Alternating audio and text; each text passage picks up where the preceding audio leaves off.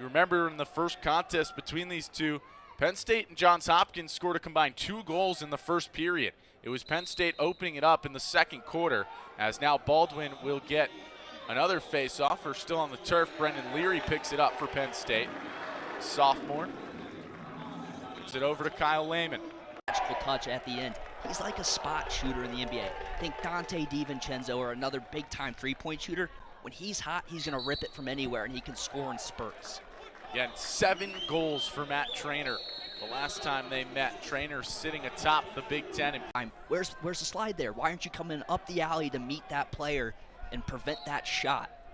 Goals in now 11 straight for Dylan Bauer as the face-off still on the ground, eventually picked up, getting attacked for it. Penn State comes away with it.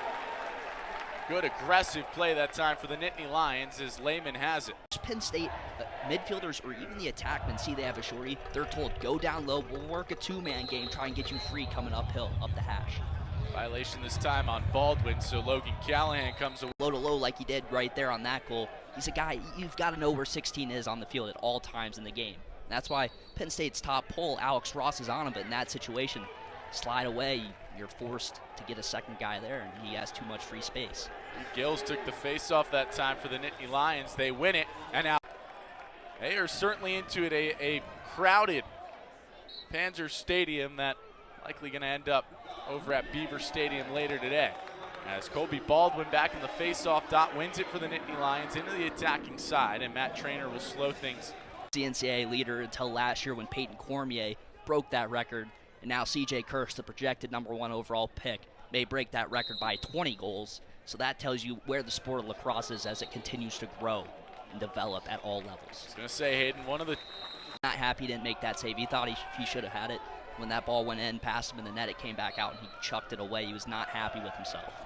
4-4 with 40 seconds to go as faceoff goes the way of Penn State. King gives it to Lehman.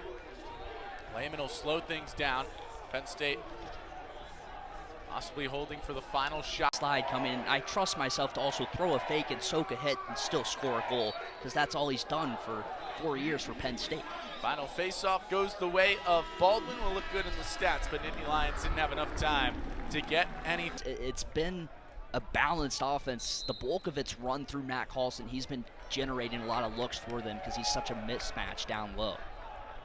Johns Hopkins heading left to right now. Get a phone call, go to training camp. Every team can roster 30 for training camp ahead of the season. He could find his way onto a team out of the box or down low. Face-off this time goes the way of Colby Baldwin and the Nittany Lions in a freshly tied game quickly into the second quarter of action. And we said Hopkins leads 3-1 in the tournament last time they met in the Big Ten. And there's no communication. Parnham late from the other side of the field on the coma. It's a free goal for Chick. This Hopkins offense is looking unbelievable, something they haven't had all season long. Definitely have not had since Russell Melendez left with the injury. That's with the O'Connor run out, though. O'Connor wins a run out, ensuing offensive possession for Penn State. They score a goal. It's the little momentum plays that can really turn the tide here in the playoffs. First goal for the Nittany Lions since 3 seconds left in the first is now Baldwin wins the faceoff, takes it himself, and that one hits off the top iron. Back at Panzer Stadium, 6-6, and it was oh so close to being 7-6. You see it here, Baldwin just right down Main Street, bouncer just off the top of the iron there. Baldwin, he's super athletic. Went with TJ Malone last year, learned how to manipulate his body off the dodge, and you see it, another off stick, off hip shot getting past your line as Penn State knows where to put the shots against him. Hopkins will have one last chance. Burke takes the long shot, and it goes wide. So Penn State in goals to tie the game and then take the lead with Kyle Lehman standing as the go-ahead goal at the moment. Colby Baldwin takes the face-off here against Logan Callahan. It's been a good day at the dot so far for Baldwin as this ball is still free now on the Penn State attacking side and is going to go the way of Johns Hopkins. No, the way of Penn State, calling it a push. A very, very tenured and known player in the lacrosse community. So Nittany Lions get the first goal of the second half. They've got a 2-goal advantage. The Big Ten Tournament quarterfinal at Panzer Stadium. Violation that time on Colby. Later today, this afternoon, that's an unbelievable shot from one of the best pure shooters in the country. Hunter Chauvet's second goal of the game, 23rd of the season. Get around it, but there again, Penn State, once their top players against those shorties, and they're going to take advantage when they can. Faceoff found its way to Matt Trainer. The Lions lead by 2 with 7 minutes to go. The faceoff dot that Baldwin has controlled has won 11 of the 17 that he's taken. Callahan has won just 5 of the 16 he has. Baldwin came into the day 18th in the nation in faceoff percentage at 57.5. Callahan 8th best in the nation at 62.1, and it's another one that goes in favor of the Lions, or rather Hopkins comes and grabs it off the turf. Callahan want to pick up the ground ball, he turns it over. Good play, Aldridge. Aldridge finds Lehman. Lehman back to Aldridge. Aldridge spins, stop. For the beginning of the game and really in the second quarter, though, it's just they didn't have the ball that much. This is the Penn State offense that Jeff Tambroni's come to expect, but when they get to their spots, they're very dangerous. Their one issue is shot selection and placement. Ball still free from the opening face-off here at the fourth, and it's eventually picked up by Quentin Kilrain. He just keeps it in bounds, and Ross finally gets a hold of it, gets it to Frasian.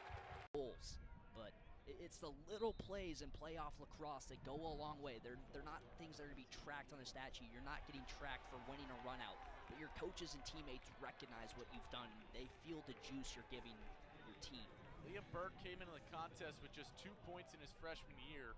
A goal. Kyle Lehman, it's beautiful ball movement across the box, the entire man up for Penn State. Then he gets it on that far lefty wing side, down low, close to the crease, contorted his body, which just shows the core strength you need as an attackman if you want to go to the crease like that. Unbelievable finish from the sophomore. Now big side low on Jelinas, but Burke's a guy that's just been all over the field, all over the stat sheet today, and if he continues to grow throughout the playoffs, if Hopkins wins this game, he's a guy that can take over and be a big-time player down the stretch. They lose here, their season's ultimately too many bodies, collapsed in tight airs, doesn't need much space like many of the Hopkins players on the offensive side of the field, and he buries that one. The second half, he hasn't had as many touches, but they're still scoring goals, which is huge for Hopkins, but they need to keep 16 involved if they want to claw all the way back into this one. Baldwin back out at the face-off for Penn State. Still a battle for it. Loose in the midfield, rolling towards the Penn State attacking side, and that one is going to be picked up by Johns Hopkins. To Ohio State 14-10, and a big reason why they've been able to have so much success today is Chuck Rawson, who has now started 5 consecutive games for Johns Hopkins, and over that stretch aided 7 goals, 4 assists, and 11 total points as Johns Hopkins comes away with possession off the faceoff. Logan Callahan started